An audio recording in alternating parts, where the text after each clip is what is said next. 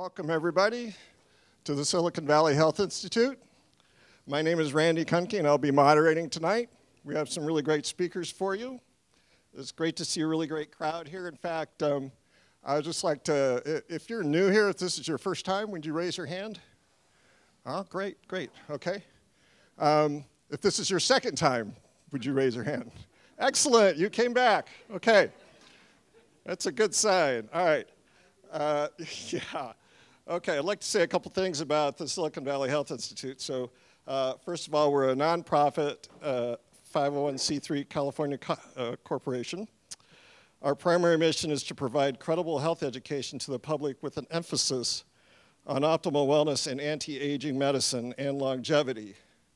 So we have memberships here. It's $10 for an evening, but it's $60 for an entire year. So it's a great deal to join. You can join tonight, or you can join online. As one of our traditions, let's see, we do ask questions and answers. We give people an opportunity to ask questions about health or nutrition or what's on your mind about aging or anti-aging. I'd like to open the floor up for that right now. So if you do have a question, please raise your hand. Also, please wait for me to bring the microphone to you. That's my other job here as moderator, is the mic runner. So I will call on you. Yes, sir? Please ask. I was wondering if functional medicine has a way to treat people affected by alcoholism. Any answers in the group? Want to address alcoholism and functional medicine? Susan? Well, they probably will look at addressing the damage done by the alcoholism, because they always want to look underneath the hood to find out the cause, look at which pathways are going which ways, and strengthening them. But as to dealing with the cause of wanting to drink, I don't know. Often the cause of wanting to drink is sugar. And what I found out with my clients, that if I actually get them off the sugar and I also give them licorice, the need for alcohol is less, because alcohol raises your blood sugar level. So when I give them the licorice root, I don't have that same need for drink. Okay, and we have another response over here. Steve? It's hard to answer your question specifically about functional medicine practitioners because they're all different and they all know different pieces of the total pie. But there's a lot of different biochemical underpinnings of alcoholism, and sugar is certainly one. You know, you take a drink of alcohol, your blood sugar goes up and you feel better. So if your blood sugar is causing you psychological distress or mental, fog or something like that, then a drink of alcohol can make you feel human again. But there's also a deeper mechanism that I think is probably more generalized. It's not just about alcohol per se, but it's about your energy systems. And when you drink alcohol, your body converts the alcohol into acetaldehyde and acetic acid. And from that, the enzyme that does that generates NADH, which is an energy molecule that normally is produced in the Krebs cycle and travels to the electron transport chain to produce energy for the body.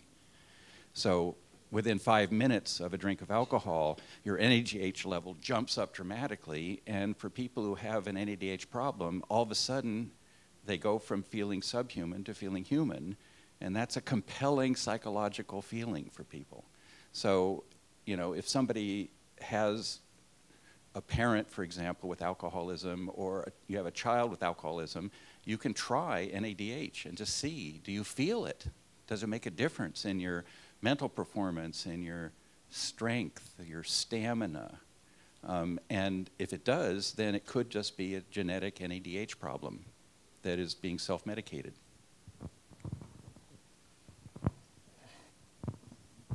I want to add to the functional medicine puzzle and say that I'm a functional medicine health coach, and we, as a part of a cooperation with the doctor, would work with behavioral issues connected with alcoholism and other compulsive behaviors and just a lifestyle in general. So modifying the behavior and bringing a behavior change is sometimes also beneficial to look the whole perspective.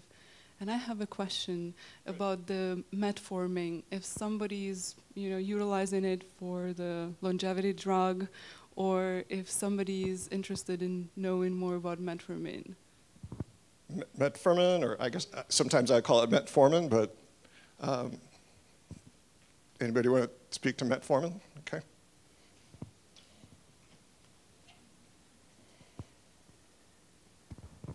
So the topic is rapamycin, trehalose, and autophagy. And the question is anyone here? Could you hold on just a second? I'm sorry, because the lady was asking a question about metformin, and you were actually asking another question. So let me get right back to you and just ask if, before we do that, would anybody care to speak to metformin? Dr. Lustig. So metformin activates AMP kinase, which is the fuel gauge on the liver cell. And so basically it tells your liver to burn energy instead of doing other bad things with carbohydrate substrate. So you basically keep your liver healthy.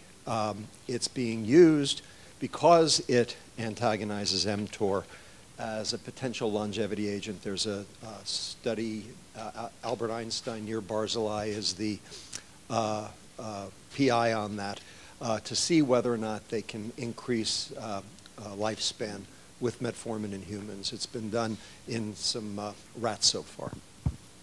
Great. And we've already gotten 2 questions where people are talking about cellular metabolism and cellular mechanisms, stuff like that. It's awesome. So, yeah, the topic is rapamycin, trehalose, and autophagy. And I'm wondering if anyone has studied this or experimented with it. Anybody? Do you want to repeat it? I'm not sure if... It was rapamycin, trehalose, and autophagy were the 3 topics.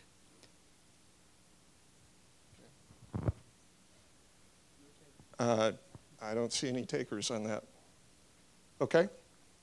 Any other questions? I think we have time for about one more question. Okay, we'll go to an announcement. Susan? My film, The Big Secret, is now on Amazon Prime. Dr. Lustig is in it. We cover the pharmaceutical industry, statins, genetically modified foods, fluoridating the waters, and of course the sugar industry, and a little bit of mention of CBD. So it's called The Big Secret on Amazon Prime. Awesome.